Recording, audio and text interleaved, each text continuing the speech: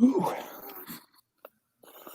That's right. It's another late night, which means it's time for another reach into the Just Giggle It grab bag. And tonight we're pulling out, oh boy, I should have worn mittens, because it's a cold open for sure for episode 4, Jenny's Meeting. And, added bonus here, it's a package deal. What do you know?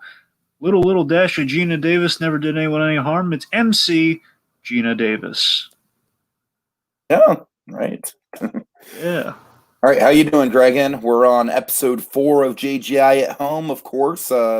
Been making our way through these episodes. We're kind of on the home stretch now. It's a little bittersweet. We're getting to some of the really good stuff, but at the same time, I didn't think it would come along so fast. But correct me if I'm wrong. We're running out of sketches to cover at this point, right? Yeah, we're getting there. Yeah. Like, I feel like at this point, sorry, Joshy boy, I know that you like our 2 sketches a week, but at this point, just to stretch things out, I think because these 2 sketches are going to be really short, but I think after this week, we're probably going to have to go down to 1 sketch a week. Yeah, well, definitely for like the finale of episode 4 for sure. Sure. So, all right. So, Dragon, anything else you want to go over? You want to just dive right into it? Let's get to the first sketch and a little bit of contextualization. This was directed, written, and edited by one Joshua Thomas, who is not present in the sketch. I think I'll have you know. So yeah, this continues the behind the scenes, all that kind of style heightened cold opens that Tiki and I have been really loving. I mean, it's my favorite part of the JGI at Home. I don't know about you. So yeah, of course, Jenny Tran. We continue to celebrate her meteoric rise through JGI at Home and her epic return with the grand flourish with this one for sure. Really, the rise of Jenny Tran, Dragon. That was basically like the main story arc of JGI at Home when you break it all down. Jenny transformation. Right. And I love it. I love how they framed it. And of course, with this, they're Jenny Tran's really getting it. She's got the login, man. She does. Those are the keys of the kingdom, right there, buddy boy. I mean, it's like the bat signal for Poncio. It's the Poncio signal, darn it. So, all right, you want to get into it? Boy awakens from his slumber. Let's just dive right into it. Yeah. All right. So, of course, we start with the familiar Zoom call with the doorbell ringing sound effect. We got Katie, a very disheveled Alex Poncio. And, a very professional but slightly concerned-looking Piper Henson. Yep. So, Jenny, importantly, she's welcoming the Mary Brew. And very, very professional. She's running things in a very professional and smooth manner, as we kind of, she's instructing the gang to check their emails for the little itinerary in which they go over the business. And of course, none of them have checked their emails. The Susie drops it in the chat. How I relate to the way I was going to say. Well, you know what, Dragon? I feel like we're using Skype for communication a lot more these days. I feel like that's, I prefer the instant messaging, man. That's as you found out, that's the better way to get a hold of me. But I better in quotes, but sure. Yeah. Okay. So let's see. Anyway, so she drops in the chat for all to see. Katie, very impressed. Mm-hmm. KMG. That's praise that makes you feel good all the live long day, isn't it? Katie, a girl giving you the thumbs up. Very nice. Gotta say. So Piper, she's a little intimidated by this. And I love how she's registering this kind of in our heightened. Of course, we continue to be in the heightened verse here, a little bit like kind of the quasi heightened verse. She's again, as if Joshua Thomas, Katie is the normal to his Garfield. Piper Henson, a little something similar with Jenny Tran brewing. A little bit, yeah. So she's, being very passive aggressive, like, oh, Jenny, good job last week. Great Batman sketch on the last show. Very in tune with our audience. Dragon, I'd like to think, maybe I'm reading too much into this, but I'd like to think the whole very in tune with our audience thing is a slight jab at the people who are like, when's episode 6 gonna come out? Yeah, I think you might be right about that. Yeah. Well, I guess it'd be 7. Or 7, yeah, right. At this point, 7. I'm sorry, Dragon. I'm so used to them asking. We did for so many episode 6. promos for Exactly. episode 6 It's that it's kind of ingrained in us. See, I know how great 7's gonna be, so I'm looking really forward to 7. It's the people who are like, "Why is Harley a new actress? Where's the old Harley?" You gotta love the JGI fan base, but I mean, it gets a little old every time. There's always that one. There's 2 questions every time. I want more of this, but can you blame them? Because it's very addictive. Because you want more because it's that good. But the Harley thing, okay, we got a new one. All right, she's off doing other Harley things. Make like so Elsa and let it go, people. Wow, just deafening silence. Deafening silence. Wow. I'm just letting you fall on that one, just so you learn. Gotta let you fall so you learn, Tiki. Okay, fair enough. You know me, Dragon. I'm unapologetic about my corny jokes and references. But okay, anyway, I got a corny joke I'm not going to tell on air, but okay, so all right, okay, so the point being, we're continuing to comment on the previous episodes and kind of build the continuity for, which is really nice. They're kind of saying, the episode was great. The Batman sketch, especially the Robin voice, was so silly. I love how Piper emphasized that. It's so great in the delivery. So silly, and you see like the eyes darting to the left there. It's like the creating lie thing with the brain. It's really cool. So thank you, Piper. And again, Jenny Tran is absolutely wonderful and in control of this sketch, man. I loved your sketch. You're so beautiful, and that punchline. I didn't see it coming. Neither did Katie. You're darn right you didn't. And I love the minute Katie gets in. Again, Piper feeling a little bit of Josh's pain there. Is that right? Mm-hmm. This Piper ends in stone-faced disdain is just magic. right. So let's see. So Poncio then this is great. So Poncio takes charge here. Friends, lend me your ears. You want to do it? You want to do it? Friends, please lend me your ears. Allow me to settle this finite and succinctly. All of our sketches show signs of creative exhaustion.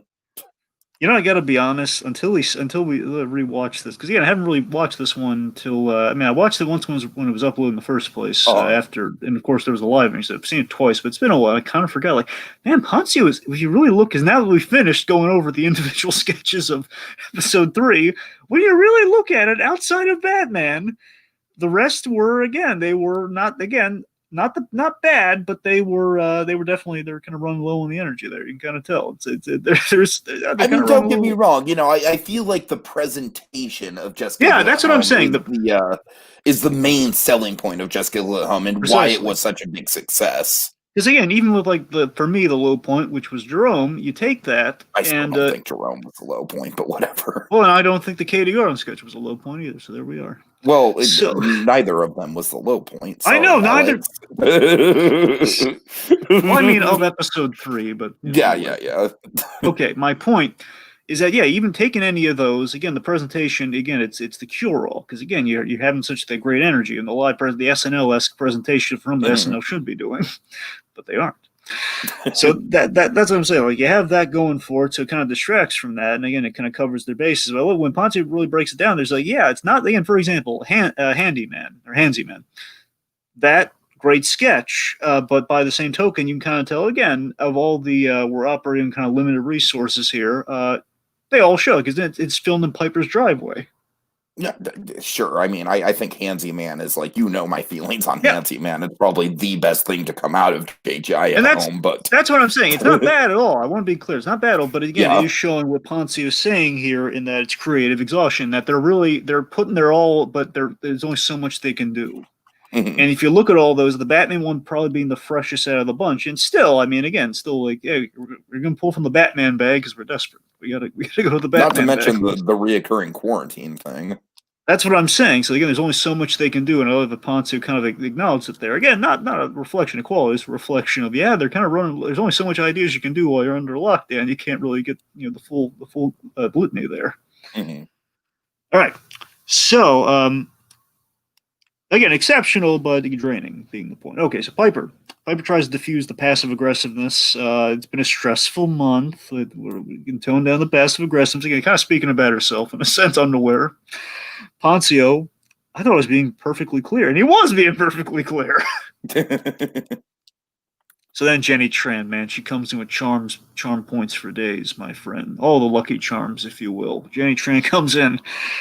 Thanks for your feedback, Alex. Your opinion is very valuable to me. And you know, your video was hilarious. And yeah, which it was. Yeah, Franklin did kill it. And again, that's Franklin what I'm saying. was another one of the really good JGI Home things. That's what I mean. Again, limited resources, but still really funny. It does deliver, especially in a package deal. Sure. Okay, so yes, it really was hilarious, as I knew it would be. And oh my, how's your heart not melt after that? So after further reading, of course, Ponce, his hearts and minds are changed here. You know, upon further recollection, the Batman sketch was pretty good. So flattery will get you everywhere, kids. So Piper's basically just like, Alex, please tell me you've at least started your sketch this week. Alex is just like, we're still doing this?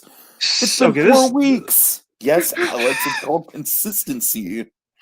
Okay, this is just so again. I love this runner Piper, like the supportive parent trying to get the kid to do his homework. Essentially, it's basically like the parent being like, "Look, I don't care if you get a D on the paper, just write the damn paper."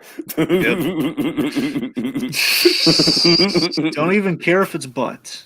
Right. Care if it's butt. Of course, Piper. Piper, at this point, you better call butt red, because if we were in Vegas, you could bet on it. You can always bet on butt. So of course, this is great foreshadow and setup for, again, Piper doesn't care if it's butt, and knowing where this week's Poncio sketch goes. Well, right. It delivers. Anyway, okay, so let's see. Fine. Then we have 3 questions from Piper to Jenny. Piper's got 3 questions, like an inquisical genie, one could say. So Piper, got 3 questions for Jenny. 1, what's with the meeting? 2, where's Joshy boy? She reveals that Josh is running behind because of an audition, which I'm pretty sure is a little setup, a little foreshadow for the HBO Max sketch at the end of episode 4. I'm pretty sure. Oh yeah, yeah, right. I didn't even think about that, but good call. And of course, like, how the heck is she running the meeting? Which is like, oh, but he gave me the login and told me to go ahead and lead the meeting.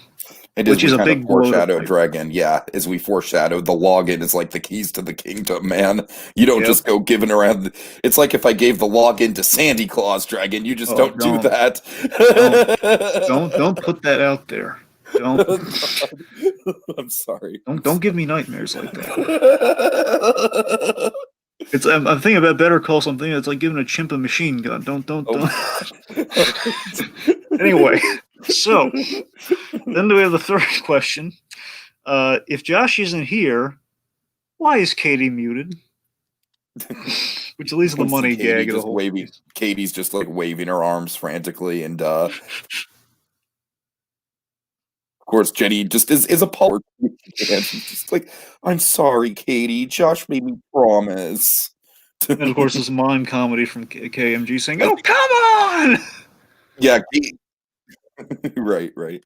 And that's the sketch. All right. So we see a little behind-the-scenes tag of Josh actually watching in the Zoom calls and get to see behind the scenes of him directing. I'm amazed he can even do that. He can strip himself out of the little Zoom calls. Impressive. Yeah. Right. Then very briefly, we have our next item of business. Yeah. 1 second. MC Gina Davis, indeed. Dragon, can I just also say what? Oh, is Gina Davis spelled wrong? Oh, okay. Give me 1 sec. To be fair, it always trips me up too. I always go with that Gina because that's the Gina. It's double E, right? No, I think it's Genna. I think. I'm gonna check it. All right. Anyways, Dragon, I just want to acknowledge I really like how they keep changing up. Oh, you're right. 2 credits. 2 E's. All right, that's what I thought. I just wanted to acknowledge I really like how they kept changing up the opening credits. Like we get to see Daryl Delaney's Batman in this opening credits, for example. They keep making it nice and fresh. That kind of gives it a nice just a nice layer of polish. Joshua Thomas always that's one of the things that he talks about presenting a YouTube channel that I should probably take more of a note of is just, giving things consistent polish to them. And I think the updated intros are a good example of that with the JGI at Home presentation. All right. Anyways, let's move on to the Master of Ceremonies, Gina Davis. So yes, and absolutely, Tig, you're right. Absolutely, there's those intro, the little introduction, little opening sequence is really great. I mean, it's like I hate to like compare everything to SNL Dragon, but I feel like it's like, well, Kicks the crap out of SNL because SNL's just okay. I get it, scenery of New York, very nice. Exactly. Thank you. I appreciate New York architecture more than the next guy. I get it. Right. Beautifully constructed city architecture that you could just chef's kiss all the live long day. I get it. History, I love it. But not during a comedy show, man. We're not even going to those places technically. Why does it matter? Yeah, right. So, whereas with with JGI at Home, it's a little bit, it's more classy. But at the same time, you get to see these people in action. You see Mark Sipka in the Tad role. You get to see. I like how Alex Poncio. We get a little quick flash of him as the Beast. Same thing with Jenny Tran performing as Milan in the same sketch. So you get. Yeah. Thank you, Ping. So you get just a nice little smorgasbord of all these people's big highlights from the channel. It's really nice. Just to get that in there, I really want I want the next JGI parody to be Mulan. Bring back Jenny Tran as Mulan. Oh my God! Oh yes, please. They should do that. Absolutely. Okay, so this, of course, you just reminded me that the fucking Mulan thing is coming, and I need to decide if I want to waste my money on it or not. I wouldn't, but that's just me. So, yeah, well, you're not the one who runs the Disney Channel. Well, neither are you, Tiki. Well, I'm saying the Disney-themed YouTube channel. There you go. See, you got to clarify that. Otherwise, like, wait a minute, what is he on? Like, anyway. So yes, so of course Gina Davis is very much a Piper Henson special here for our MC role. Piper Henson, she can do anything, she can play anything. We've seen her do Gina Davis before, have we not? It seems like something that, at the very least, like on the live streams or something like that, we've seen an impression. Correct me if I'm wrong. I mean, Tiki, I believe me, I think I would have remembered Gina. I love Gina Davis. I think I would have remembered, but she may have done it once on a live stream, but if so, it was fleeting and once and not really easily found again.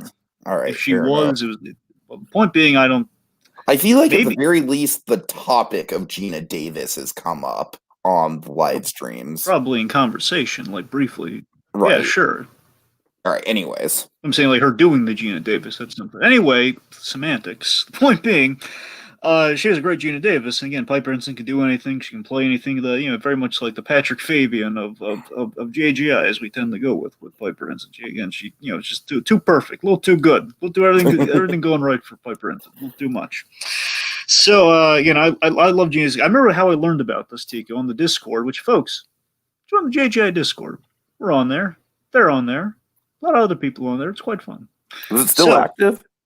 I mean, it's still around, and JGI does posts, and they interact on the thing. But we could use more folks there. A few good men, a few good women too, a few good people. Sure. All right. There. Let's revive it, folks. We can do it. Anyway, so I remember on this they were saying, hey, we got a great we got Gina Davis as the MC for the next JGI Home, and I said, wait, I like an idiot. I said, wait a minute, because I didn't realize. Because again, I was so. Wait a minute, hold it. Okay, I get you getting like celebrities and like like the musical acts and everything. Well, wait a minute. I mean, to be fair, they do have a pretty kick-ass musical act this episode. I don't want to bring up. I know that's what I'm saying. So that's what I'm saying, because I'm thinking, wait a minute, they don't. Wait, you don't mean the Gina Davis and something though. I know, it's what I was thinking. Like, I mean, I'd be. It's honestly like it's not entirely outside the realm of possibility, knowing their connections. Because that's what I'm saying. Gina Davis. I mean, again, it's we're not quite back in the kind of the heyday. And I'm saying that's what I'm saying. She would be. She's like right. I could buy. Again, Gina Davis does a lot of publicity and stuff. She does. Yeah. You remember the Bat Kid documentary I told you about? I don't know if it's still on Netflix. The Bat Kid documentary about the kid who. I'm saying words at this point. The point is, this documentary that she I believe she produced and she promoted. So I'm saying she, I don't know, she might be getting other things. Is my point. All right. Anyway, the point being, they revealed Piper, basically the image we have before us here, Piper Hinson as Dottie Hinson. And it was like, oh my lordy, oh my goodness, that's perfect. I didn't think of that. I should have put two and two together. But oh my God, it's basically we're following suit with Nick Cage with one of Piper Hinson's many impressions. Yeah. I guess maybe that's why I thought that we'd seen her again because of the whole Nick Cage thing. I don't know. Maybe. All right. So we have basically two Geena Davis roles for kind of our two spots in which the MC shows up. You know, the intro and then of course the musical acts. Of course, the intro we have a Geena Davis role in Barbara Matlin from Beetlejuice, or Matlin from Beetlejuice. Mm-hmm. Which I loved. I didn't expect that because I'm waiting for Dottie Hinson. I'm like, oh my God, it's from Beetlejuice. That's awesome. I'm geeking out during it. All right, so of course, I mean, Piper just gets the voice down pat. Wouldn't you agree? I know, it's so perfect. Just Piper and Geena Davis reading from the hand. Gina Davis. She's got kind of like that. I don't know how you would describe it, like an airy quality to the voice. Well, here's the thing. Everyone always has taken pot shots at Geena Davis over the years for like, you know, they've called it. And this is, I think it's a little. I don't know if it's harsh is the right. I felt it's a little harsh. They've used like handsome woman with Geena Davis. You know that she's. I mean, definitely can fit into the tomboy role, I guess. But the fact that she has a little bit of a bass to her voice in that regard. That's what I'm saying. That's what I'm saying. And she gets that down. Yeah. All right, so she's carrying a handbook for the recently deceased, which is great, and that's what I'm saying. Like, oh my God, that's like she's flawlessly recreated. She's got the wig, she's got the exact dress, she's got the handbook of the recently deceased. It's perfect. I know that me dressing up as my character from Beetlejuice isn't enough to break your brains, but me doing a monologue without jokes. And I'm sorry, and the whole just giggle it 3 times thing. Yes, which is great. I'd say that already broke my brain just seeing her like that. So I was one of the few in that regard. But let's see. So I know, me dressing up as a character, but me doing a monologue without jokes is, I know saying saying JGI isn't enough to make the world collapse. JGI, there's 2. That's the thing. I love the emphasis. The emphasis in the delivery is the cadence. It's so perfect. Like there's 2, and she has this great one coming up. There's this tonight. We have another episode of JGI at Home. It's another banger. When she says another banger, it's it's such a fun inflection. It's just so pretty. Another banger. It's almost like the no banging thing from watching you. I'm kind of go. I don't know why. It's just something like the way they. I'm watching with closed captions, and the closed captions I'm pretty sure are auto generated, but the auto generated closed caption spelled is BANGOR, and I think that's pretty accurate to how she says it. Bangor. Of course, musical guest Constantine Marillis. Sorry, bad handwriting. Marillis, yes. So all new sketches. Let's see. So of course, enjoy episode 4 of Just Giggle It at Home, and this is what's perfect here with the edit. I love. This drone shot is amazing. But first off, here's the thing: the edit is so like Beetlejuice. When you go outside the house in the sand, they mimic the sandworm cut. When you go outside the house, it's that immediate cut to the scary, unforeseen exterior, which is perfect. And then of course we have the drone shot, where you can go up. And unfortunately, folks, we can tell it's a drone shot because you can see the shadow of the drone on the ground. But still impressive. Just Giggle It at Home. And then, of course, later on, we get Dottie Hinson, which, of course, you got to wonder. Maybe a reason Piper Hinson has a fondness for Geena Davis, as we all should. Piper Hinson, Dottie Hinson, just saying. Oh, yeah, sure, Dragon. I'm sure that's the only reason. I'm just saying a little serendipitous. I'm saying, look at a young Piper Hinson, just a young. Is it spelled the same way? Pretty sure, yeah. Oh, nice. That's what I'm saying. The young. I always thought it was Henson, like Jim Henson. No, I'm pretty sure it's Hinson. I'm gonna look this up. All right, fine. Look it up. Oh, you're right. You're right. Dottie Hinson. Yeah. All right. So the point being, sorry. All that going around today. All right. So the point being, Dottie Hinson. I was saying maybe a little serendipity, or a little like a young Piper Hinson, just kind of like like the young girl from Des Moines. She's like, one of these days I'm going to do an impression of Dottie Hinson. Oh God, her name's like mine. I don't know. We all need goals, Dragon. We all need dreams in life. Yeah, we all need achievable goals. So, anyways, of course, for the kids out there, the Geena Davis role from A League of Their Own, the one who played off Tom Hanks. Of course, the role that in part got him Toy Story. Just a little fun fact. So, again, costuming's flawless. Again, the costuming for these has been perfect. Again, wearing the exact outfit, she looks identical. Basically in hyping up the musical guest. Not many people are in A League of Their Own.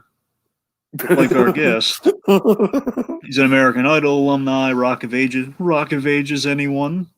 I mean, to be fair, Constantine really is one of the more successful American Idol alumni. Definitely out of the people who didn't make the finale. Like he was eliminated in seventh place, I think. So considering that. All right, I'm sorry, I'm trailing off with my Constantine love again. We've lost visual. Oh, we have? Weird. Yes. I don't know how that happened. Anyways. Anyway. Okay, so final thoughts, Dragon. That's about it, right? Well, she has the home run thing too, with the bat, which is kind of nice. But yeah, it's the end. Yeah. All right.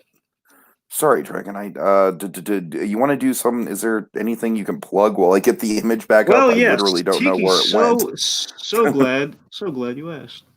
All right. So, yes, of course, folks, just to kind of give it some attention, Joshua Thomas, who, again, is kind of more behind-the-scenes role, these two sketches we've talked about this evening.